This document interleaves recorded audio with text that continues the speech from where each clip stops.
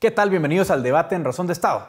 Hoy vamos a hablar de las elecciones de medio periodo que hay en Estados Unidos el próximo 8 de noviembre. Como ustedes saben, hay actualmente un empate en el Senado, 50-50, en cuyo caso la vicepresidenta Kamala Harris es la que desempata, lo ha hecho ya en 26 ocasiones. El Senado tiene ahora en este momento 35 asientos en juego, ya hablaremos un poco más a detalle, y la Cámara de Representantes, que tiene 435 miembros con derecho a voto, está para elección total. Esas son las circunstancias bajo las cuales analizaremos lo que va a pasar. Ya me acompañan desde Ciudad de Guatemala Jorge Ceballos, él es analista político y licenciado en Relaciones Internacionales, y además es integrante de Analistas Independientes de Guatemala, y también Roberto Wagner, profesor universitario y analista político. Ambos bienvenidos. Entro contigo directo, Roberto, para preguntarte cómo ve las elecciones. Yo decía en la introducción que el Senado es quizás lo que más curiosidad nos da a todos, porque hay 35 asientos en juego, pero hay realmente 4 elecciones así interesantes, ¿no? Tenemos ahí a los estados de Georgia y Nevada, que están en manos demócratas, pero podrían perderse. Y luego Pensilvania y Wisconsin, que están en manos republicanas, pero que también están en una elección un poco más cerrada. Luego ya hay estados en los que está un poco más claro. Así en general, Roberto, ¿cómo estás viendo la elección, sobre todo en lo que concierne al Senado?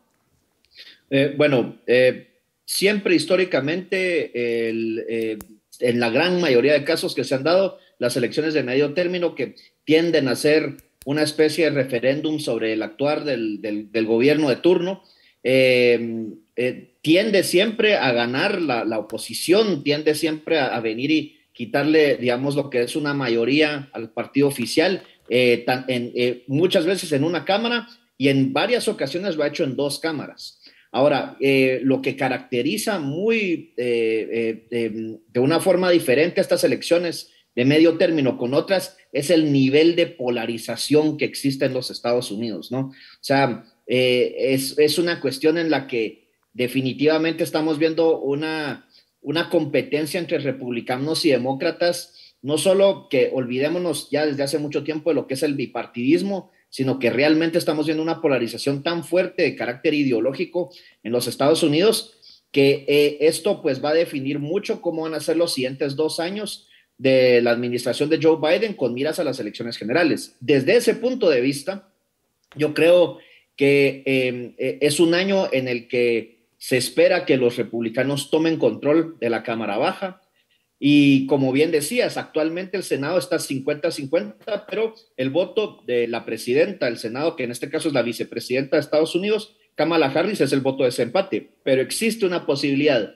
digamos, muy alta de que nuevamente el Senado pase también a manos republicanas. Y si esto pasa, le van a complicar muchísimo la vida al presidente Joe Biden en los siguientes 2 años. Jorge, yo decía Roberto, ¿no? O sea, las elecciones de medio periodo son un referéndum sobre el partido de turno. Biden tiene 42% de aprobación, es muy bajo. Es decir, no llega en un momento muy dulce, pese a algunas victorias que comentaremos luego. La Cámara Baja está prácticamente perdida. Es decir, lo más seguro en una alta proporción es que los republicanos ganen esa mayoría ansiada en la Cámara. ¿Cómo ves tú estas elecciones? Bueno, esta elección, como plantea Roberto, están muy atípicas. Yo no creo que tengamos números absolutos en este momento, porque hace 2 semanas las encuestas las tenían más altas los demócratas en ambas cámaras y en la última semana, por X o Y razón, especialmente en el tema económico, ha ido variando. O sea, no, yo no creo que ninguno de los dos partidos están con las manos llenas. Lo que hay que sí poner atención son a elementos que pueden hacer que la próxima semana se vaya a matizar más que partido pueda tomar el control. ¿Por qué? Estas elecciones, más allá del referéndum que pueden darse usualmente con un presidente, ahora se ve como un Trump versus Biden, donde el perfil de Trump, el discurso de Trump ha permanecido inclusive con muchos de los candidatos al Senado y a congresistas que no les ha ido muy bien, por cierto, que esa imagen esté atrás. Por el otro lado, que los republicanos se han estado olvidando bajo la excusa, digo yo, de utilizar el paraguas de la imagen de Trump, de realmente colocar soluciones concretas a los problemas de sus electores. Más allá del discurso confrontativo que pueda tener Trump, el votante ya está diciendo, bueno, pero ¿y qué más? Y creo que ahí es donde los republicanos se están quedando.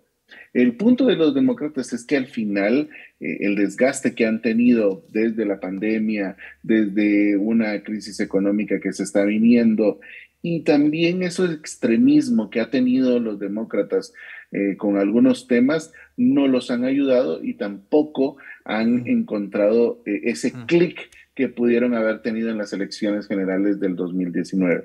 El punto importante va a ser es cómo el andamiaje de los partidos a nivel territorial, con ese toca-toca de puerta, puede tener su efecto en ya el día de las elecciones. Ahora, Roberto, ya que ustedes ambos mencionaron la polarización, porque lógicamente es digamos, la regla, uno de los factores más importantes. Estamos viendo muchos candidatos, sobre todo el lado republicano, comparando el discurso de Trump de la gran mentira, ¿no? El fraude de 2020. Hay muchos election deniers, digamos, en los cuadros del Partido Republicano. El Partido Demócrata a lo mejor también se ha ido mucho a la izquierda en algunos temas sociales, ¿no? Y eso está causando, pues, una elección bastante particular. Curiosamente en las encuestas, voy a hablar luego de la economía, pero el segundo tema que destaca en la preocupación de los votantes es la polarización. Lo que pasa es que los dos bandos leen la polarización de forma distinta. Para los republicanos el problema de la polarización es culpa de los demócratas y para los demócratas es culpa de los republicanos. Entonces, ¿cómo entender ese fenómeno, Roberto? Y digamos, ¿cómo ves tú que lleguen muchos negacionistas de las elecciones, por ejemplo, a ocupar cargos ya no como candidatos, sino ya como senadores, como gobernadores, como congresistas? ¿Cómo ves tú todo el tema? Sí, gracias, Edgar. Yo creo que el problema de la polarización afecta principalmente a los votantes independientes, porque por lo general hay ciertos temas en donde podés tener diferencias estéticas sobre lo que son cuestiones de economía, sobre lo que son cuestiones de seguridad, pero que sabes que eventualmente las personas electas van a llegar a puntos comunes y van a lograr venir y crear legislación o van a poder venir y fiscalizar ciertas políticas que se tomen desde el Ejecutivo para el bien de los estadounidenses. El problema es que en esta ocasión tenés, digamos, o sea, las propuestas son diametralmente opuestas una de la otra, entonces uno se queda como que viendo situaciones en las que, como bien decías, por ejemplo, los demócratas han apuntado mucho después de la decisión de anular Roe versus Wade, ¿cómo se llama? El tema del aborto. Y el tema del aborto genera cierta controversia porque si bien puede apelar a un voto de mujeres jóvenes en grandes ciudades, pero va a quitarle un voto, por ejemplo, en comunidades más conservadoras y particularmente entre la comunidad latina. Uh-huh. Entonces, cuando los latinos vienen y ven ese tema y después entras con el tema de migración, ya lo piensan dos veces porque dicen, a mí yo estaría de acuerdo para votar con los demócratas en el tema de migración, pero no en el tema de aborto. Y entonces ahí ya te genera unos signos de interrogación demasiado fuertes y entonces en eso tenés que venir y priorizar qué temas realmente son los que sentís que los candidatos pueden venir y tener un impacto, que en este caso sería tal vez la economía. Pero el otro gran problema, lo que mencionás, Edgar, y es muy cierto, estas elecciones lo verdaderamente importante es que van a allanar el camino porque muchos de los funcionarios públicos que van a ser electos a nivel local, a nivel estatal, van a ser electores, van a ser miembros del colegio electoral para las próximas elecciones generales. Entonces vas a tener electores y recordemos que las reglas de los electores en cada estado varían. Entonces, si tenés algunas de estas personas que son, como bien decís, que niegan las elecciones generales pasadas, que consideran que hubo un fraude, esas personas van a votar esta vez por el futuro presidente de los Estados Unidos. Entonces, generas un panorama bastante complicado en donde, ojo, si bien hemos visto ya por muchos años un partido demócrata que se ha dividido en un ala más moderada, en un ala más radical, pero hoy también estás viendo un partido republicano en donde la figura de Trump como el hacedor de reyes, el kingmaker, se está poniendo en duda. Y entonces eso creo que va a tener también un impacto importante de cara precisamente a las elecciones generales del 2024. Lo que dice Roberto a mí me hace preguntarte lo siguiente, Jorge. Es decir, uno ve candidatos como Herschel Walker, por ejemplo, ¿no? que está compitiendo en Georgia, que mandó a pagar 3 abortos, ¿no? Y luego dice que él está en contra del aborto. Es decir, hay candidatos realmente impresentables en algunos casos. Y aún así los demócratas se han equivocado tanto en su estrategia que están a punto de perder contra candidatos de ese tipo. Y Roberto menciona un tema que parece interesante. No sé hasta qué punto y cómo lo ves tú, si es inteligente, por ejemplo, del lado de los demócratas, estratégicamente hablando, sostenerse de un tema como el aborto. Es decir, es cierto, en Kansas ganó un referendo, que es un estado rojo, ¿no? Un referendo para, digamos, prohibir el aborto. Y ahora están proponiendo referendos en 5 estados, ¿no? En Michigan, en California, en Montana, como con la esperanza de que el fallo de Roe v. Wade, la reversión de Roe v. Wade les ayude. Pero realmente, ¿qué están haciendo mal los demócratas, Jorge, para perder contra candidatos como Herschel Walker? ¿Cómo lo ves? Más allá de lo que estén haciendo mal, creo que es los últimos 6 años de una continua polarización, no en temas, digamos así, cada tema va a tomar su propio ritmo, sino en esa imagen, como bien plantea Roberto, de Trump, pues yo soy el que muevo aquí las cosas, el que construyo, es porque la gente quería escuchar algo diferente, inclusive entre republicanos y demócratas. Más allá de lo que los demócratas pudieran estar haciendo bien, no han encontrado esa química con su votante, ni mucho menos atraer a aquellos que podrían estar indecisos. El problema es que la economía les ha afectado en Estados Unidos desde hace mucho tiempo y no hay soluciones. Cuando ven que la gente dice, ok, sí, hablemos de aborto, pero ves tanta gente en la calle sin comida, sin casa, te están creciendo la deuda de los créditos, etcétera, etcétera. Eso es irrelevante. Podrá tener una pasión y que obviamente en un contexto de un referéndum o de una elección presidencial va a tomar más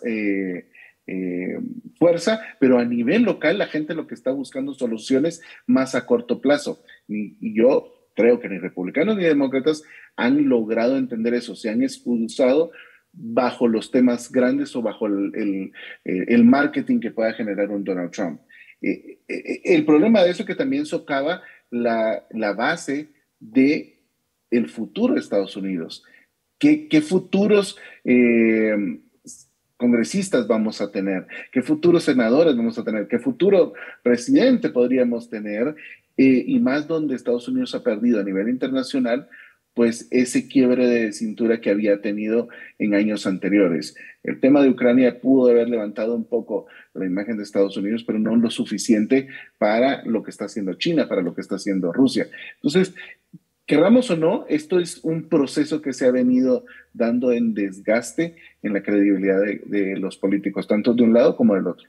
Ahora, Roberto, vamos a una pregunta que lógicamente se hace la gente en nuestros países latinoamericanos. ¿Qué tanto va a cambiar? Es decir, yo sí creo que los republicanos van a tomar control, por lo menos de una de las cámaras, y eso ya cambia la dinámica. ¿Qué tanto va a cambiar eso para nuestros países? Es decir, para el Triángulo Norte, sobre la política con Cuba, con Venezuela, que son temas que típicamente están en manos del Ejecutivo, pero al tener un Congreso adverso, ¿podríamos ver algunos cambios o no va a cambiar tanto, Roberto? La prerrogativa de política exterior siempre la tiene el Ejecutivo de los Estados Unidos. O sea, eso, digamos, yo creo que otros análisis que se han hecho aquí en Guatemala, e incluso algunas personas dentro del mismo gobierno de Guatemala casi que están apostando por un cambio a favor de los republicanos. Yo realmente no lo entiendo, porque al final del día la política exterior la hace el Ejecutivo de los Estados Unidos y es diseñada por el Departamento de Estado de los Estados Unidos, más allá de que se vuelquen completamente las dos cámaras. Ahora, ¿cómo puede cambiar esto? ¿Qué efectos sí puede tener?